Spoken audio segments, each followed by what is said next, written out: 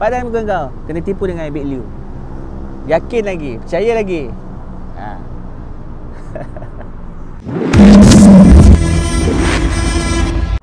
Korang yang tengok video ini jangan sesekali skip ataupun jangan sekali tengok tajuk saja, jangan sekali tengok pada awal je, lepas tu dah korang tak tengok. Tengok sampai habis. Sampai bila nak jadi Melayu yang malas ni? Sampai bila?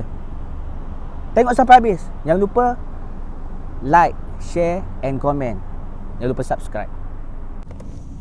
Allahu Akbar. Allahu Akbar. Masya Allah. Nak gelak sikit lah. Nak gelak sikit. Padan muka kau kena tipu dengan Ebit Liu. Yakin lagi, percaya lagi.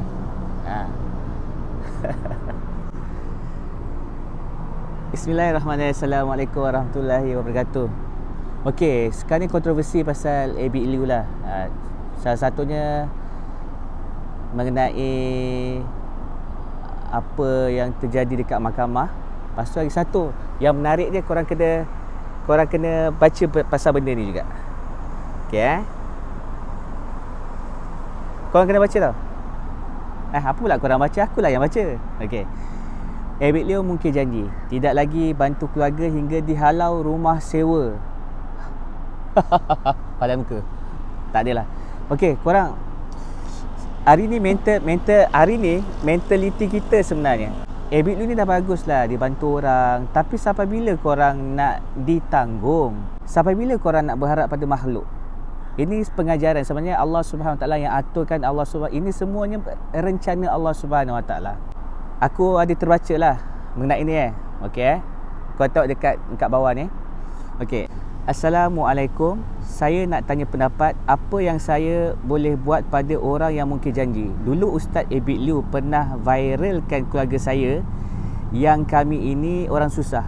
Ustaz Ebit telah menyewakan kami sebuah rumah disebabkan Ustaz Ebit sering membayar lambat. Kami telah dihalau keluarga oleh tuan rumah. Pihak Ustaz Ebit juga ada pesan, jangan bagi tahu tuan rumah yang kami adalah dari bantuan Ustaz Ebit. Jadi bila Ustaz lambat bayar sewa, tuan rumah akan marah. Jadi berapa banyak jadi ni? Jadi kami takut nak bagi tahu yang pihak Ustaz yang lambat bayar. Bil api, bil air juga tidak dibayar. Akhirnya kami dihalau keluar. Sekarang Ustaz Ebit Liu tidak lagi membantu keluarga saya. Rumah yang dulu dibayar oleh Ustaz Ebit Liu sekarang tidak dibayar lagi. Sekarang keluarga saya tidak mempunyai rumah lagi disebabkan tidak dibayar oleh Ustaz Ebit Liu. Sekarang keluarga saya menjadi orang gelandangan. Jiran-jiran ada kata yang keluarga saya menerima duit dari Ebit Liu setiap bulan sebanyak 2,000 RM2,000 dan barang-barang dapur. Tapi keluarga saya tidak menerima sebarang apa-apa pun dari Ustaz Ebit Liu. Dulu Ustaz Ebit Liu pernah berjanji selagi dia masih hidup, duit sewa rumah dan api dengan air dia akan tanggung. Sekarang dia akan tanggung. Sekarang dah jadi lain cerita. Mana janji-janji Ustaz Ebit Liu kepada keluarga saya dulu? Okey, lepas tu aku bacalah komen mengenai apa isu ni daripada netizen. Okey, korang boleh tengok kat sini. Aku letakkan kat sini. Dah tu kalau one day UAL meninggal, waris dia kena tanggung kau sekeluarga ke? Kalau dia janji nak tanggung sampai mati pun tapi ditakdirkan dia jatuh miskin ke apa, still nak kena tanggung kau ke? Patut UAL support 3-6 bulan je bagi family korang stabil, boleh cari duit sendiri. Kalau sampai mati nak harap bantuan orang tu, pemalas namanya. Main Facebook boleh pula, betul?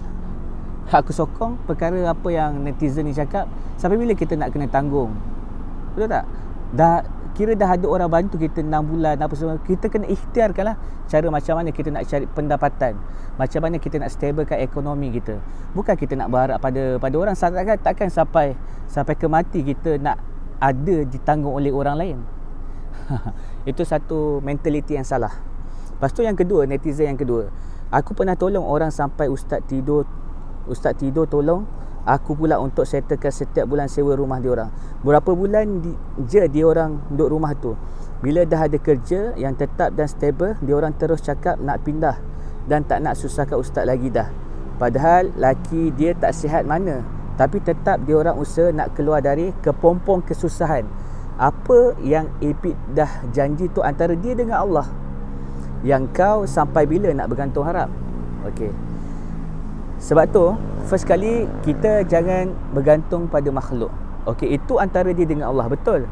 Perjanjian dia, walaupun dia kata nak sara kehidupan kita sampai ke nafas yang terakhir, itu terpulang. Itu antara dia dengan Allah. Tapi kita ni kena ada ikhtiar. Kita kena, janganlah kita berharap pada makhluk. Bila kita berharap pada makhluk, inilah ujian yang Allah hantar untuk membetulkan balik kita punya kefahaman kita, yakin kita, tauhid kita. Okey, dan yang kedua pula netizen. Aku tak sokong Epik Liu, tapi aku tak sokong cara kau juga.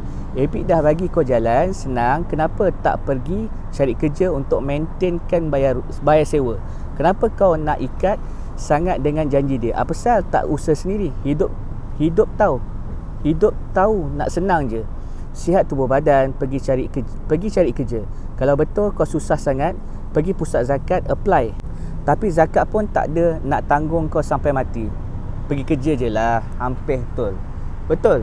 Okey, dia macam ni tau. Aku memang tak salahkan sesiapa. Okey, sebab apa? Sebab sebenarnya banyak diri aku ni banyak lagi kesalahan. Okey, first kali waktu Kobis, awal-awal waktu Kobis tu, aku melalui fasa yang sama. Aku contoh waktu kita buat bantuan, Ustaz Epik Liu adalah orang yang terawal buat bantuan. Dan aku seminggu selepas dia buat awal, dia lebih seminggu lah awal buat bantuan ni. Lepas tu aku pun buat. Jadi kat situ banyak orang yang susah, memerlukan kewangan. Lepas tu tak ada kena berhenti kerja. Waktu awal-awal Kobis tu lah, Kobis 19 tu kan. Jadi isu ni sehingga kan sampai sekarang aku terpaksa menanggung kos-kos sewa rumah, ibu-ibu tunggal, lepas tu anak-anak yatim, madrasah, sebulan 30,000. Awal-awal tu memang firm, malah lebih orang bantu. Tapi akhir-akhir ni pada zaman pada 2023 ni, orang yang nak infak ni, orang yang sama-sama nak membantu ni dah jarang dah. Misal kata kalau dulu diorang boleh infak RM100, tapi sekarang ni RM10 pun susah. Jadi bagi aku, sebab aku ada pengalaman yang macam ni, aku tak salahkan Epik Liu tau. Sebab aku pun mengalami benda yang sama. Sebab orang yang infak ni dah kurang dah. Mungkin mereka ni dalam keadaan kesusahan ke apa ke kan, sebab KWSP tak boleh keluar ke, wallahu alam. Tapi inilah fasa yang korang kena tahu sebagai kami ataupun aku dengan Ustaz Epik Liu menanggung beban. Kalau Epik Liu mungkin lagi banyak kot. Mungkin dalam 100, 200, 500 kes dalam sebulan tanggungan dia. Kalau macam aku 30,000 orang yang tak nak infak, kau bayang aku terpaksa cari bisnes lain untuk top up. Kadang-kadang tak termampu. Jadi itulah yang berlaku. Korang kena tahu situasi ni untuk jelaskan. Aku tak salahkan sesiapa pun.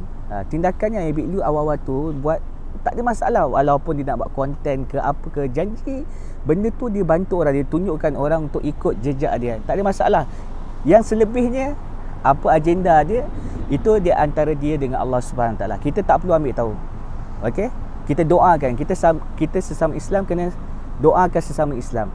Dalam satu hadis Nabi SAW, la yu'minu ahadukum hatta yuhibba li'aihi maibu nafsi. Tidak sempurna iman kamu jika kamu tidak menyayangi saudara Islam kamu seperti mana kamu menyayangi diri kamu sendiri. Ingat tu. Ya? Jangan kita berprasangka dan jangan kita mengharapkan makhluk, berharap hanya pada Allah Subhanahu Wa Taala. Insya-Allah. Yang paling penting apa? La ilaha illallah Muhammadur Rasulullah. Ini baru betul.